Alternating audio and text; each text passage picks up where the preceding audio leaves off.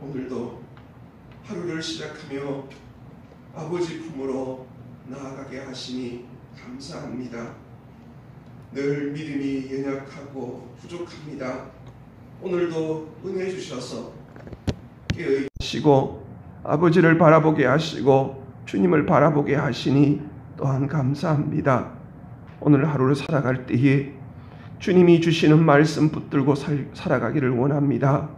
세상의 많은 환경과 여건 속에서도 흔들리지 않게 하여 주시고 이 세대에 유혹받지 않게 하여 주시고 이 세대가 이끌어가는 대로 가지 않게 하여 주시고 오직 주님이 기뻐하시는 대로 순종하며 나아가는 믿음의 성도들 되게 해 주시옵소서. 주님, 오늘도 이 새벽에 간절함으로 절박함으로 기도의 제목을 들고 나왔습니다. 가정을 위하여, 자녀를 위하여, 또 우리의 앞날을 위하여 기업과 또 직장과 여러 가지의 기도의 제목을 들고 나왔습니다. 주여 은혜를 베풀어 주시옵소서.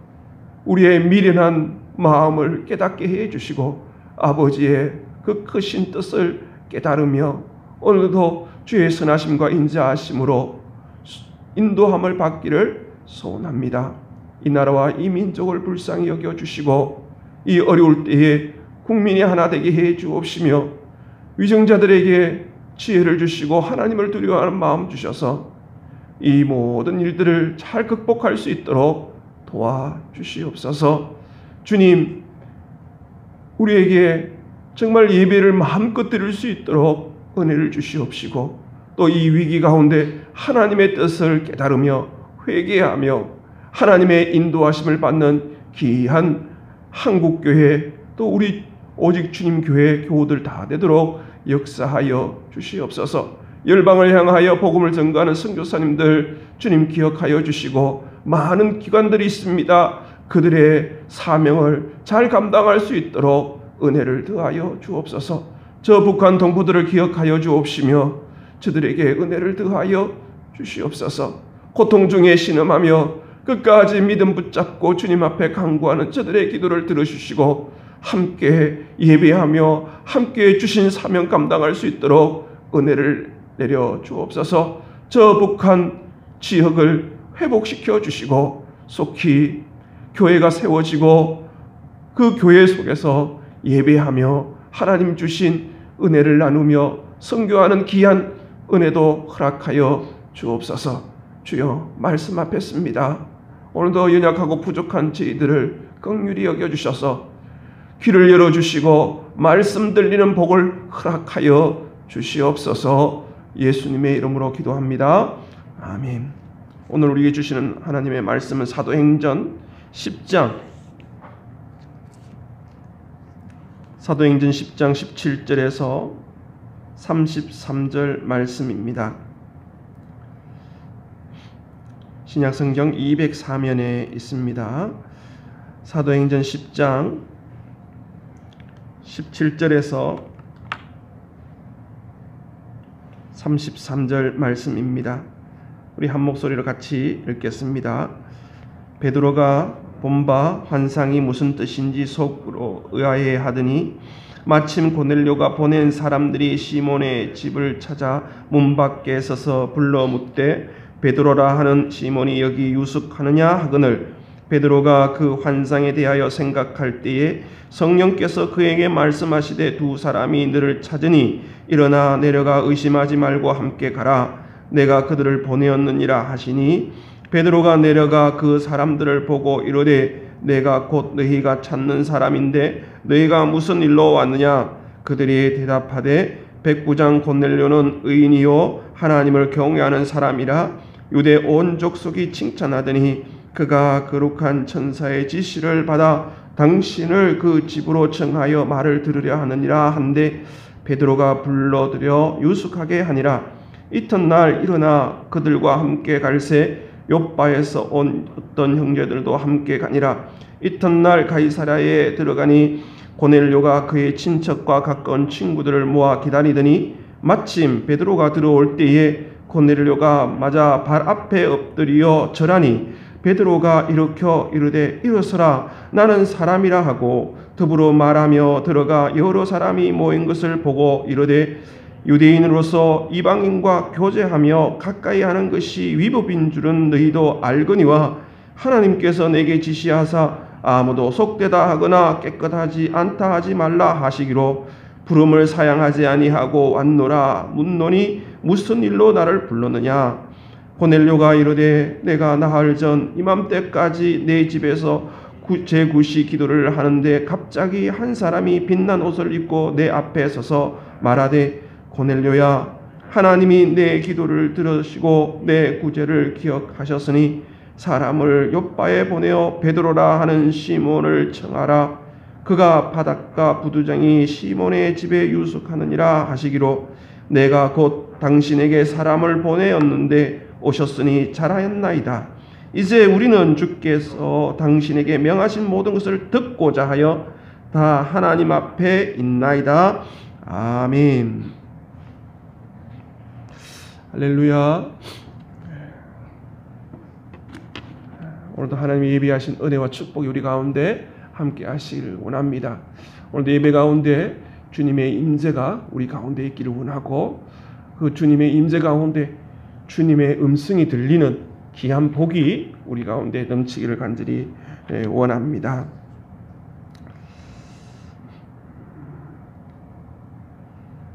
오늘 베드로가 환상을 봅니다. 환상을 보고 가끔 우리가 이 성령의 충만한 가운데 이렇게 환상을 볼 때가 있습니다. 근데 그 환상이 잘 이해가 안 되고 의아해합니다. 그렇게 참 당황스러운 것이죠. 그렇게 의아해하면서 다시금 이렇게 물어보면서 이 시간이 가는 것이죠. 그때에 마침 고넬료가 보낸 사람들이 시몬의 집에 도착합니다. 그리고 그들이 여기 베드로가 여기에 유숙하느냐 묻습니다. 여전히 이 베드로는 그 환상에 대해서 이제 묻고 있는 것이죠.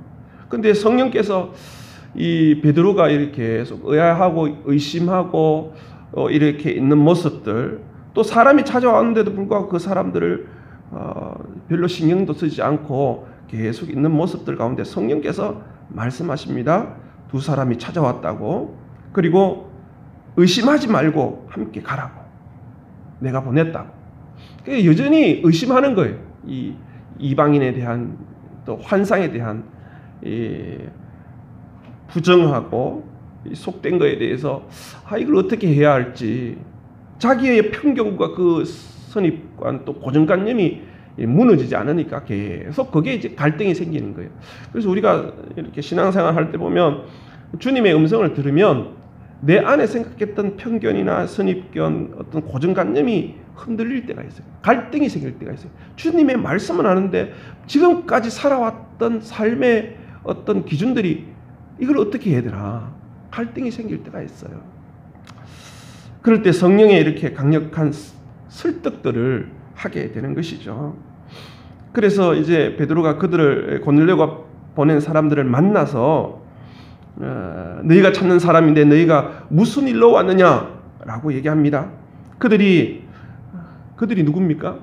그 하인 2명과 그들의 그 부하 중에 고넬료의 부하 중에 경건한 사람 한 사람을 붙여서 호위해서 왔지 않습니까? 그들이 참 경건한 사람입니다. 경건한 사람들인데 그 백부장 고넬료에 대해서 얘기합니다. 22절에 보니까 의인이요 하나님을 경외하는 사람이라 유대 온 족속이 칭찬하니 그가 거룩한 천사의 지시를 받아 당신의 그 집을 청하여 말을 들으려 하느니라. 여러분, 우리가 좀 멀리 있으면 그 사람에 대해서 잘 알기가 어렵습니다. 그 사람에 대해서 잘 아는 것은 누구일까요? 같이 사는 사람이 잘 아는 거예요. 가족들이 제일 잘 아는 것이죠. 어떻게 보면 그 고넬료가 보낸 사람들이 함께 살았잖아요. 우리가 좀 멀리 있으면 위장하고 또 포장하고 또 위선적인 것들이 많지 않습니까? 이렇게 가리면 되니까요. 또 안 그런 척하면 되니까 또 잘 믿는 척 하기도 하고, 또 우리 가정은 또 행복한 가정인 척 할 수도 있잖아요. 맨날 집에 가면 큰 소리 치고 다투고 막 그런데도 교회만 오면 참 우리 가정만큼 하나님 은혜를 주시고 이렇게 위장할 수도 있거든요. 근데 누군 알 수 있습니까? 멀리 있는 사람은 그렇게 사시는갑다 이렇게 보지만 가까이 있는 사람들은 너무 잘 아는 거예요. 가까이 있는 사람들이. 그런데 가까이 있는 사람들의 그 이야기가 어떻습니까? 오늘 이 하인들은 너무 잘 알잖아요. 부하는 이 고넬료와 함께 이렇게 훈련하다 보면 너무 잘 알잖아요. 그 사람의 인격, 성품을. 그런데 22절에 의인이라고 그러잖아요. 하나님을 이 사람은 정말 하나님을 경외하는 사람이라고. 정말 거룩한 천사의 지시를 듣고 하나님의 음성을 듣고 이렇게 순종한 사람입니다 라고 얘기하는 것이잖아요. 여러분 가정의 자녀들이 여러분을 다른 사람에게 얘기할 때 어떻게 소개할 것 같습니까? 저는 좀 두렵습니다. 예전에 했던 그런 흔적들이 있거든요. 지금은 인격적으로 주님을 만나고 또 이렇게 변화를 받아서 참 애를 많이 쓰지만 예전에는 제가 왕이지 않습니까? 가장이기 때문에 그렇게 자녀들에게 상처를 많이 주었던 것 같아요. 그런 걸 생각하면 오늘 이 본문에 이 고넬료가 이 보통 사람이 아니구나 그런 것들을 깨닫게 됩니다. 참 우리도 이렇게 가족에게 좋은 평가를 받는 게 진짜 좋은 평가입니다. 물론 이제 주님께 좋은 평가를 받아야 합니다. 하지만 가까이 있는 사람들이 이렇게 평가한다는 건 정말 잘 사는 삶이에요. 마지막에 우리 자녀들이 우리 아빠는 참 멋진 분이야. 하나님을 경외하고 정말 거룩한 천사의 지시를 받고 이렇게 순종하던 사람이에요. 라고 얘기를 듣는다면 정말 그 삶은 값진 삶이죠. 그리고 이 경건한 이 두 하인과 이 부하가 참 이분들도 참 대단하다 싶어요. 사람이 가까이 살면 어찌 그 단점이 없겠어요. 결점이 다 있잖아요. 부족한 면이 있고 약한 면이 다 있잖아요. 그거 안 보일 수 없잖아요. 다 보일 수가 있어요. 물론 그 사람 보면 또 장점도 있고 잘하는 점도 있어요. 그런데 이 경건한 사람들의 특징이 뭐예요? 부족하고 연약하고 단점을 보는 게 아니에요. 어떻게 해요? 좋은 걸 보는 거예요. 좋은 걸. 주님을 만나고 인격적으로 변화된 사람들은요, 어떻게 하든 저 사람의 좋은 점을 칭찬하려고 하지 나쁜 걸 보고 헐뜯고 비난하려고 하지 않는 거예요. 왜요? 그 안에 누가 계세요? 성령이 계시죠. 주님이 계시니까요. 내 안에 뭐가 있느냐에 따라서 다른 거예요. 주님의 시각으로 사람을 보기 때문에 입에서 다른 말이 나오는 거예요. 여러분은 어떻습니까? 여러분은 사람을 볼 때 그 사람의 추한 모습, 단점을 보고 비난하고 힐난을 하십니까? 아니면 그 사람의 덕스럽고 장점을 보면서 칭찬하고 격려하십니까? 오늘 한번 생각해 봤으면 좋겠어요. 왜냐하면 내 안에 뭐가 가득하냐, 내 안에 무엇으로 이렇게 충만하냐에 따라서 보는 것이 틀리고 말하는 것이 틀리거든요. 내 안에 막 불평이 있고 내 안에 부정적인 것들이 있다면 그런 것만 잘 보이는 거예요. 그게 은사처럼 느껴지는 거예요. 아니에요. 내 안에 성령이 계시면 좋은 것을 보고 좋은 것을 말할 수 있는 은혜가 내 속에 있다는 사실이죠. 그러한 은혜가 오늘 하루 살아갈 때에 있기를 주의 이름으로 축원합니다. 이튿날이 되었습니다. 그 이제 유숙하라 해서 이튿날 가이사랴에 가게 됩니다.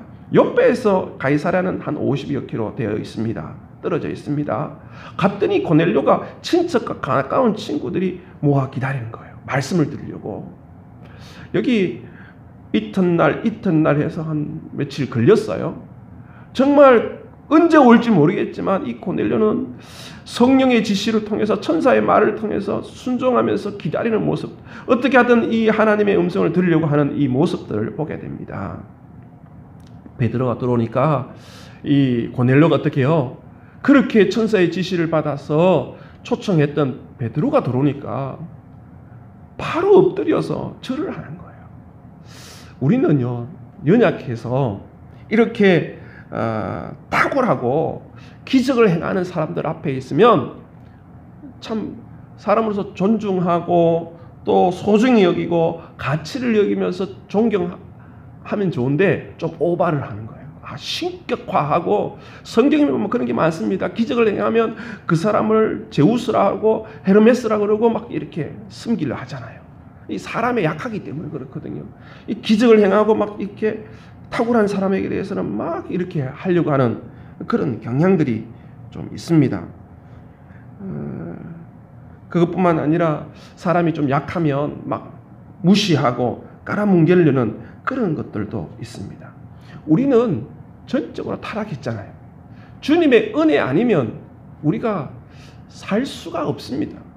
그래서 이 베드로가 이런 일을 딱 당하니까 자기를 막 높이니까 어떻게 해요?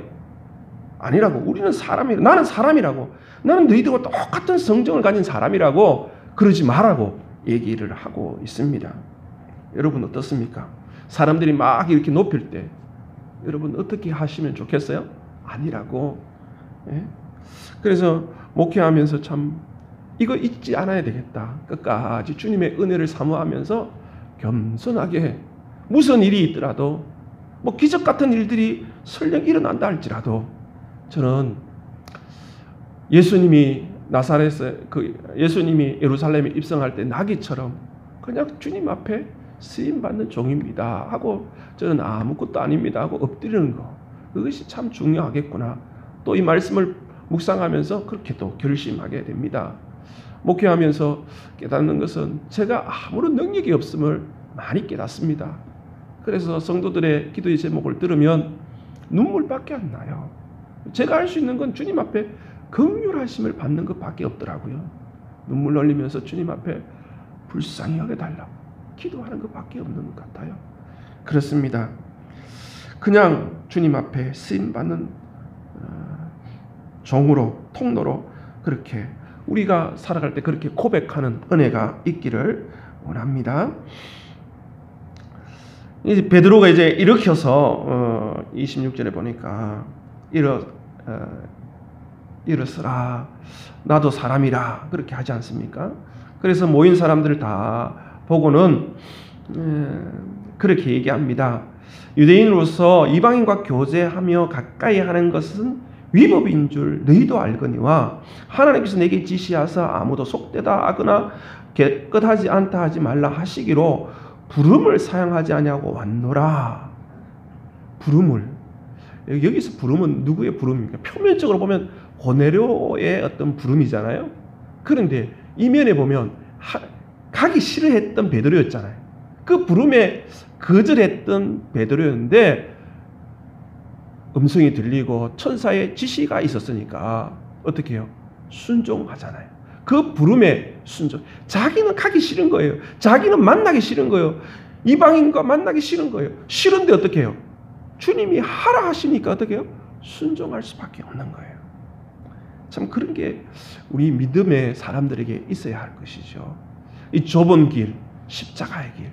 나는 저 사람하고 가까이 하기 싫은데 주님이 가까이 하라 하니까 어쩔 수 없이 순종해야 하는 것이죠.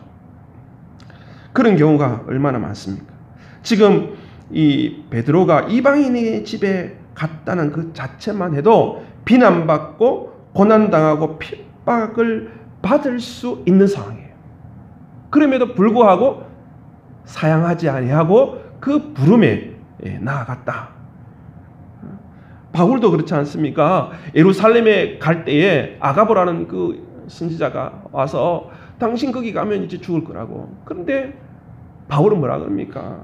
나의 달려갈 길과 복음 증거하는 이 목숨을 아까워하지 아니하고 가지 않습니까? 믿음의 사람들은 그렇습니다.